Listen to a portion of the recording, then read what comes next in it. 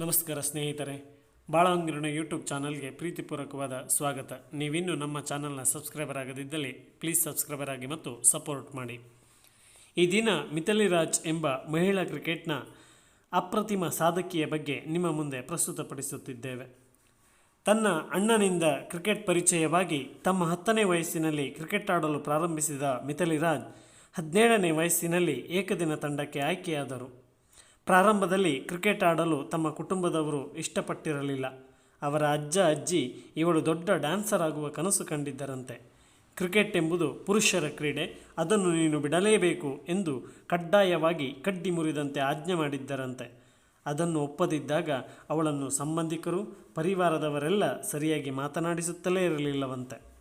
ಆದರೆ ಛಲದಂಕ ಮಲ್ಲೆಯಂತೆ ಹಠತೊಟ್ಟ ಮಿಥಾಲಿ ರಾಜ್ ಕಠಿಣ ಪರಿಶ್ರಮ, ಸ್ಥಿರತೆಯ ಕಡೆಗಷ್ಟೇ ಗಮನ ನೀಡಿದ್ದಲ್ಲದೆ ಪ್ರತಿ ಹಂತದಲ್ಲೂ ಶಿಸ್ತನ್ನು ಅಳವಡಿಸಿಕೊಳ್ಳುತ್ತಾ ಸುತ್ತಮುತ್ತಲಿನಿಂದ ಚುಚ್ಚಿ ಬರುತ್ತಿದ್ದ ಕೊಂಕು ನುಡಿಗಳಿಗೆಲ್ಲ ಕಿವಿಗೊಡದೆ ಸ್ಥಿರವಾಗಿ ನಿಂತಿದ್ದರಿಂದಲೇ ಇಂದು ಮಿಥಾಲಿ ರಾಜ್ ಎಂಬ ದೈತ್ಯ ಪ್ರತಿಭೆಯು ಭಾರತೀಯ ಮಹಿಳಾ ಕ್ರಿಕೆಟ್ಗೆ ದೊರೆತಿರುವುದು.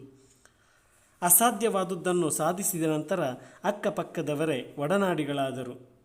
ತಿರಸ್ಕರಿಸಿದವರೇ ಪುರಸ್ಕರಿಸತೊಡಗಿದರು, ಅವಮಾನಿಸಿದವರೇ ಸನ್ಮಾನಿಸತೊಡಗಿದರು. ಅಂದು ಮಿಥಾಲಿ ರಾಜ್ ಧೃತಿಗೆಟ್ಟು ತನ್ನ ಸಂಕಲ್ಪವನ್ನು ಬಿಟ್ಟಿದ್ದರೆ ಇದೆಲ್ಲವೂ ಘಟಿಸುತ್ತಲೇ ಇರಲಿಲ್ಲ.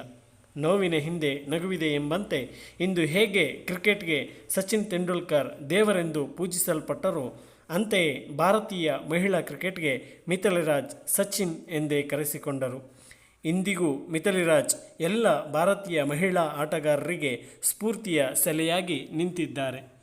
ಇವರಿಗೆ ಭಾರತದ 4ನೇ ಅತ್ಯುನ್ನತ ನಾಗರಿಕ ಪ್ರಶಸ್ತಿಯಾದ ಪದ್ಮಶ್ರೀ ಪ್ರಶಸ್ತಿಯನ್ನು 2015ರಲ್ಲಿ ನೀಡಿ ಗೌರವಿಸಲಾಯಿತು.